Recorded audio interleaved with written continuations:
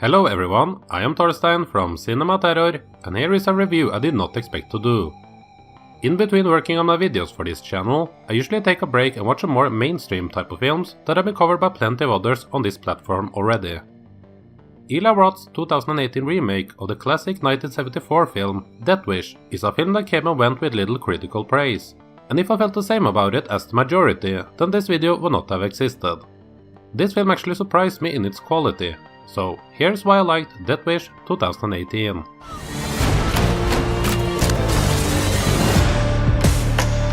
You look much better getting out socializing. Not so much. Just like in the original Death Wish, this 2018 version takes us into the world of a character named Paul Kersey. In this, he's not an architect, but rather a successful surgeon. His life has been going great as he's been able to raise a beautiful, smart young daughter, together with his wife Lucy. That all changes one night while Paul is at work. His wife and daughter becomes the victims of a brutal home invasion robbery gone wrong, leaving his daughter in a coma and his wife deceased. Feeling the need for revenge take over him as the weeks go by and the police get no closer in bringing in the ones responsible, Paul decides to take matters into his own hands, by hitting the streets himself to take out every bad guy he can find until he finally finds himself face to face with the murderers who attacked his family. Hey!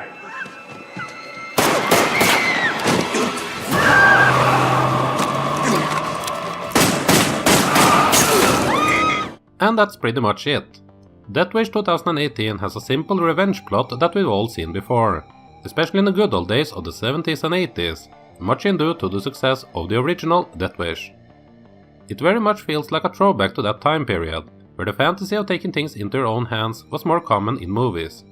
So I was sort of surprised to see this being made in 2018, a time where we are more aware and sensitive about the content we consume, I guess. And Death Wish definitively has topics that can be discussed, and opens itself up for criticism due to the political climate that America is currently in. And that's understandable. I understand that gun control is a sensitive topic in the States these days, and how that can affect the viewing experience of a film like this. I get it. I am a bit detached from that, as I live over here in Norway, where we do have problems by all means, but gun control is thankfully not one of them. So what I'm trying to say is that for me these kinds of films still feel like fiction, an escape from reality. So the political context that you can put on the film doesn't bother me, but I do understand and respect how it may for others. The film attempts to speak on that, by having the discussion run through the movie by intercutting conversation from radio and online media. Shout out to Sway in the Morning for making a few appearances, by the way. It tries to stay away from having its own opinion of the idea of a vigilante, but it will be up to you to decide how successful they were in that regards. I do think they could have done more to say something, especially as the film is set in Chicago, a city that in the last few years have been plagued by crime-related problems. It oddly enough feels like they went a bit too safe about it and did not want to offend anyone, which is kinda hard to do if you're going to tackle a topic like this.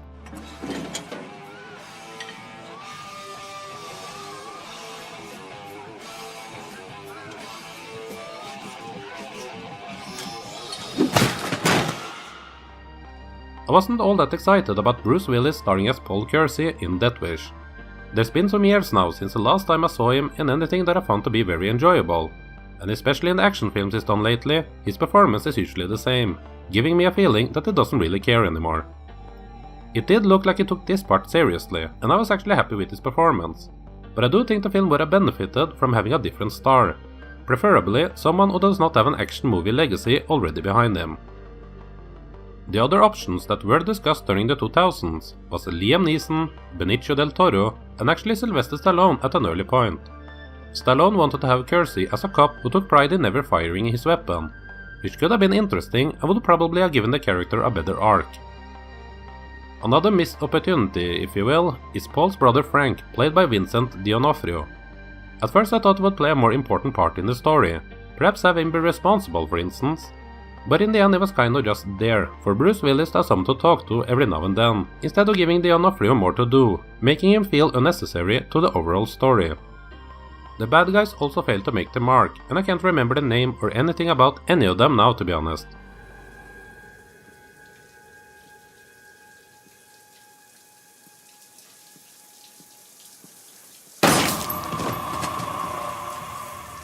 The director behind Death Wish is none other than Eli Roth. He's a fellow horror fan and does seem like a cool guy, but I must say that I've never been a fan of his movies. Death Wish surprised me in that regards, as I thought the direction was quite solid. Some action scenes go a bit overboard with the gore, but it is restrained enough that it works for the movie and not against it. I also felt the movie had a good pacing to it. They avoid wasting your time with filler scenes, and it kept me interested from start to finish. While I haven't seen his 2015 effort Knock Knock or his other 2018 film The House with a Clock in Its Walls, I am more inclined in checking those out now after being happy with his work on this film. Death Wish 2018 is a solid film that I don't think really fits with the cinema market of today. It successfully managed to update the revenge vigilante story to work within our time, but I just don't think there is much interest in something like this for today's moviegoers. For those of you who are used to watching films like this from the 70s and 80s, Death Wish should have enough to offer to make it worth your time. Eli Roth actually surprised me in a positive way here. Death Wish 2018 gets the favorable score of 3 out of 5. Have you taken the time to watch Eli Roth's Death Wish yet?